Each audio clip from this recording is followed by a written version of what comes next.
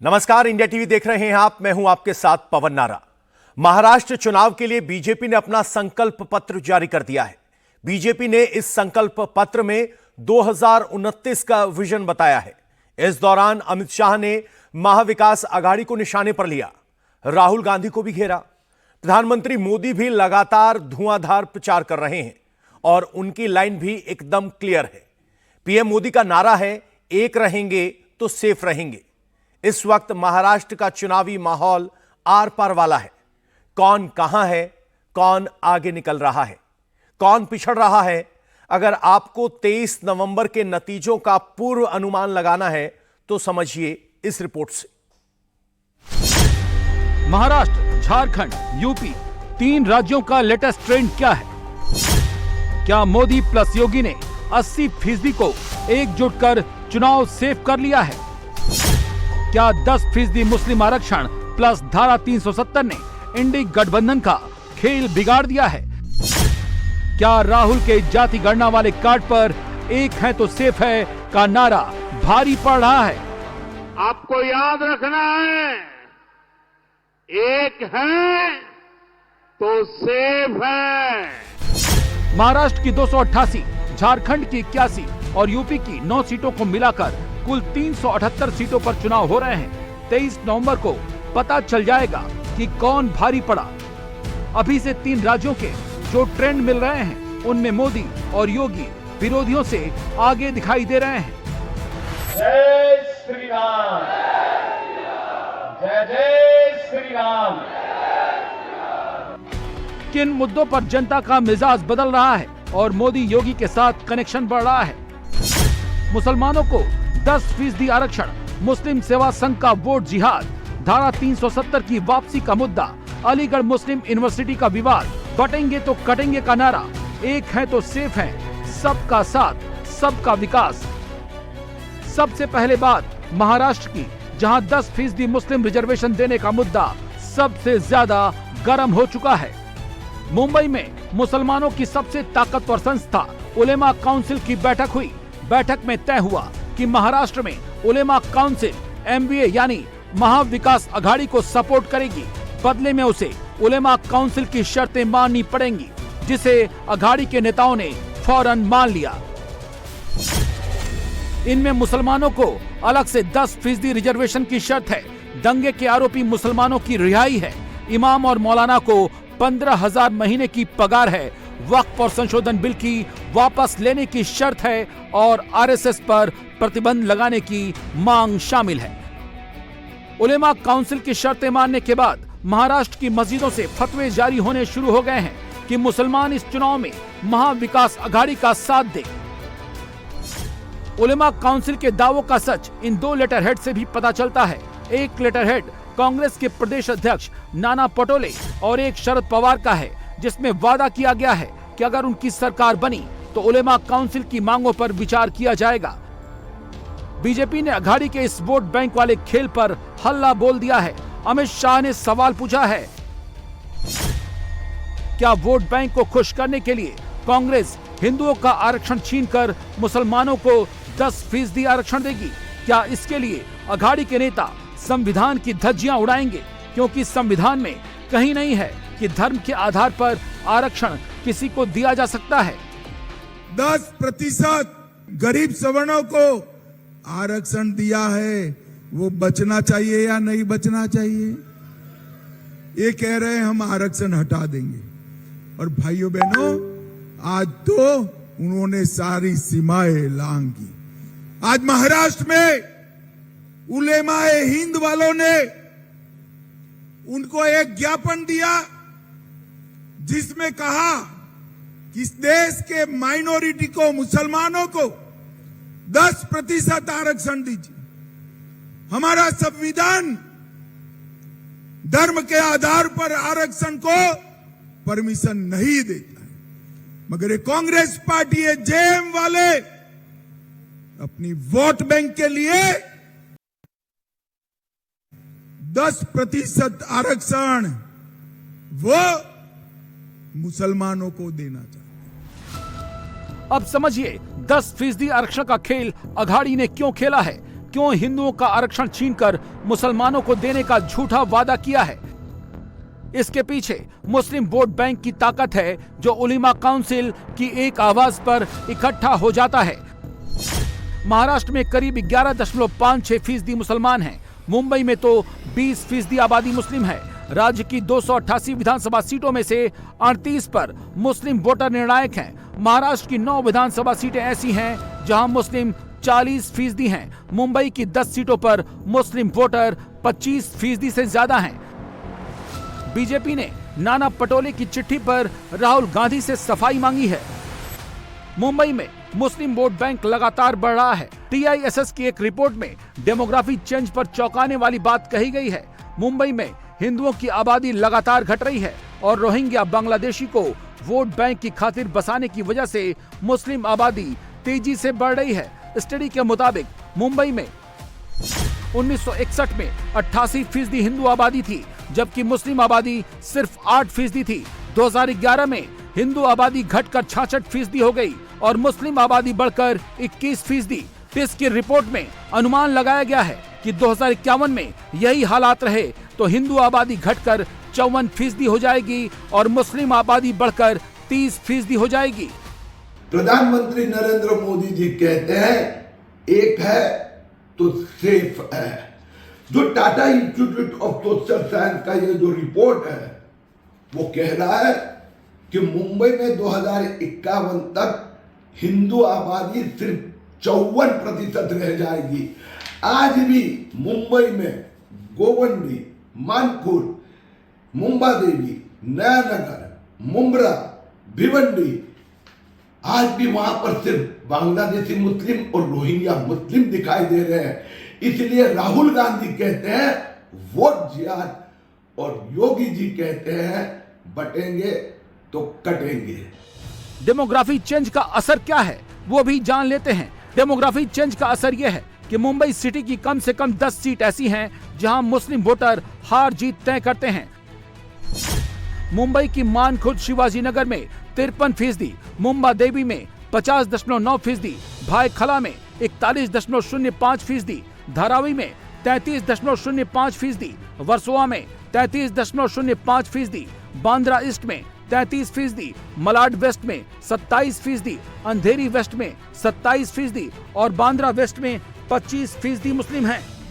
इसीलिए मोदी बार बार राहुल गांधी के उस खतरनाक खेल से हिंदुओं को आगाह कर रहे हैं, जिसमें मुस्लिम वोट बैंक के लिए अघाड़ी उलेमा की शर्त मान लेती है और हिंदुओं को आरक्षण और जाति जनगणना के नाम पर बांटकर कमजोर करने का खेल खेलती है।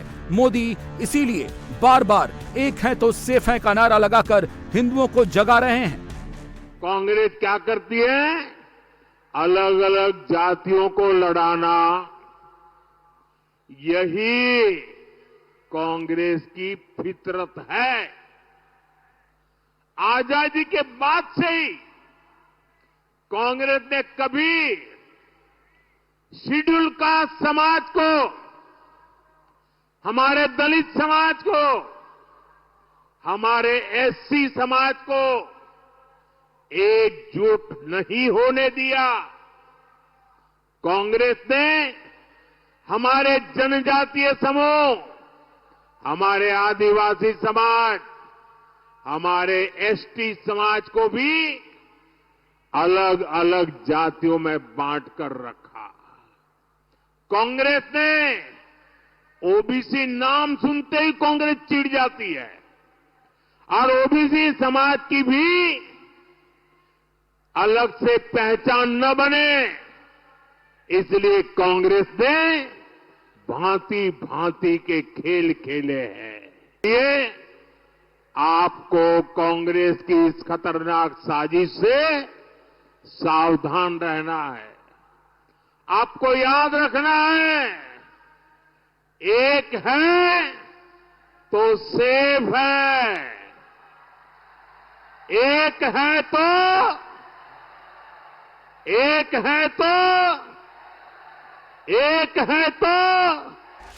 महाराष्ट्र में अघाड़ी अब खुलकर 20% वोट के लिए लड़ रही है, तो बीजेपी ने 80% वोट को एकजुट करने के लिए दलितों पर अपना फोकस पहले से ज्यादा कर दिया है। महाराष्ट्र में दलित 12% हैं 29 सीटें उनके लिए रिजर्व हैं। 59 सीटें ऐसी हैं जहां उनकी आबादी 20% से ज्यादा है, मतलब वो जिसके खिलाफ गए उसकी लुटिया डुबनी तय है। विदर्भ, पुणे, नागपुर और ठाणे में दलित आबादी सबसे ज्यादा है। 2019 में दलितों के लिए रिजर्व और उनके असर वाली 88 सीटों में बीजेपी शिवसेना गठबंधन को 46 पर जीत मिली थी, जबकि कांग्रेस एनसीपी गठबंधन ने 33 सीटें जीती थी। दलितों में 50% आबादी 9 बौद्ध की है। 2019 में दलित कांग्रेस, बीजेपी, प्रकाश अंबेडकर की वंचित बहुजन अघाड़ी में बढ़ गए थे। मोदी अब की बार उन्हें एकजुट करने पर पूरा जोर लगा रहे हैं। यूपीआई, अपने मोबाइल से पेमेंट लो, मोबाइल से पैसे दो। आपको मालूम है हमने इसका नाम क्या रखा है? ये मोदी है, जिसकी बाबा साहब के प्रति श्रद्धा है, इसलिए उस पूरी करेंसी का नाम भीम यूपीआई रखा गया है। भीम यूपीआई।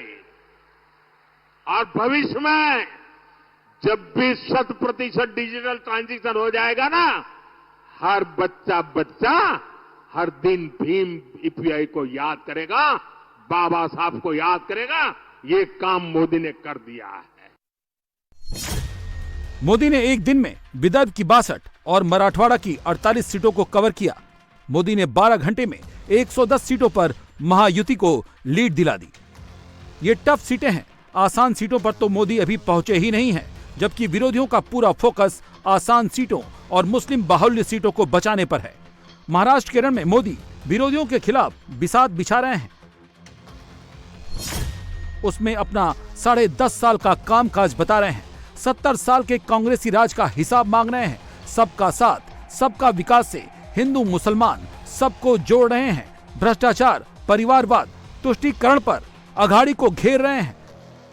अब तो पूरा देश जानता है, महाअघाड़ी यानी भ्रष्टाचार, महाअघाड़ी यानी हजारों करोड़ के घोटाले, महाअघाड़ी यानी पैसों की उगाही, महाअघाड़ी यानी टोकन मनी, महाअघाड़ी यानी ट्रांसफर पोस्टिंग का धंधा।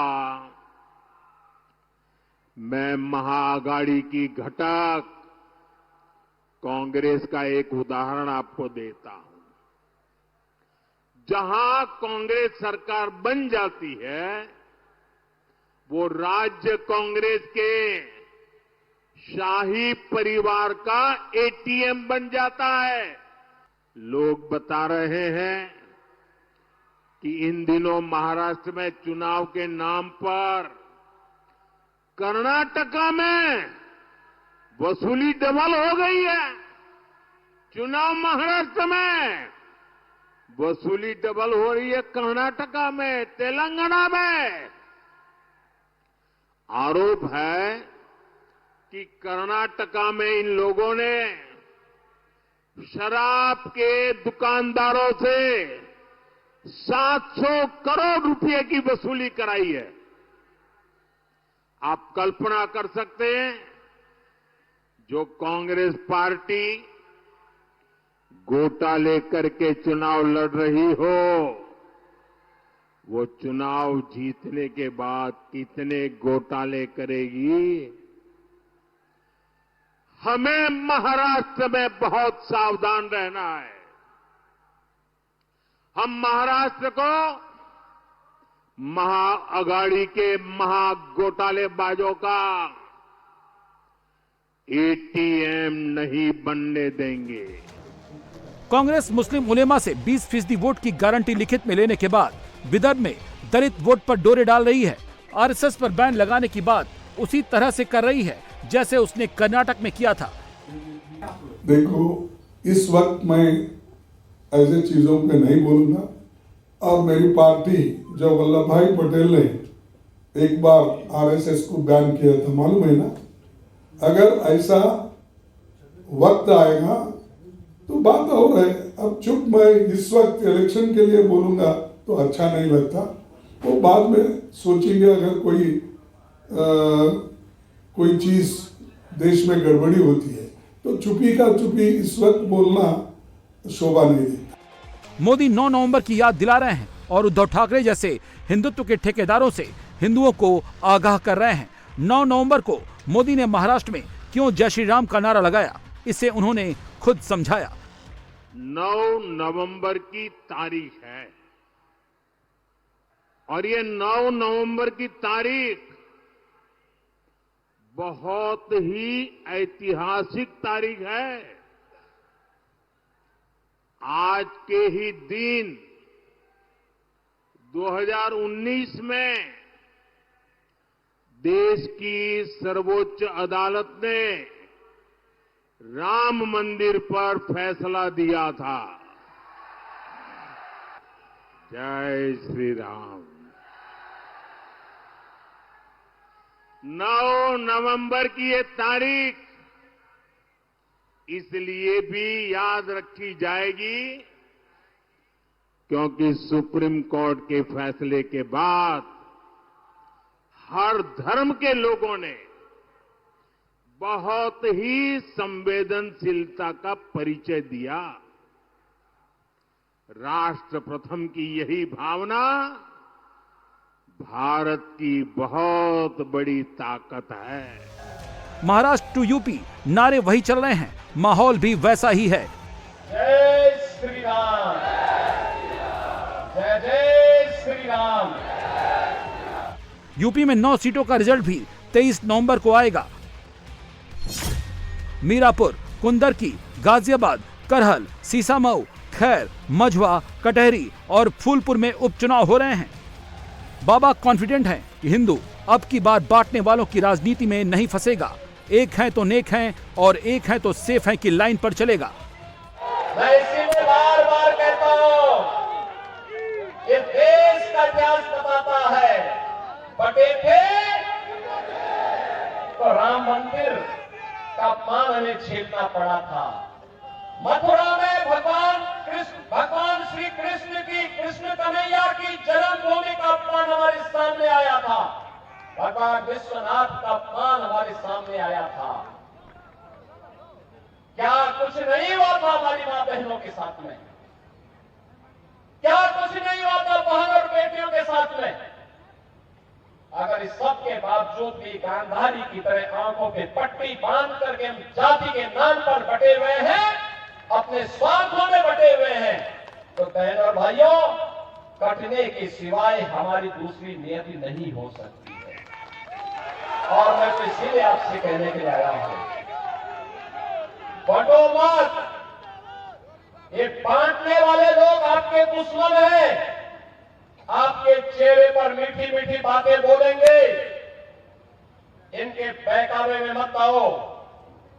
और मैं तो कहता हूं, बटोगे तो कटोगे, एक रहोगे तो नेक रहोगे, एक रहोगे तो सेफ रहोगे।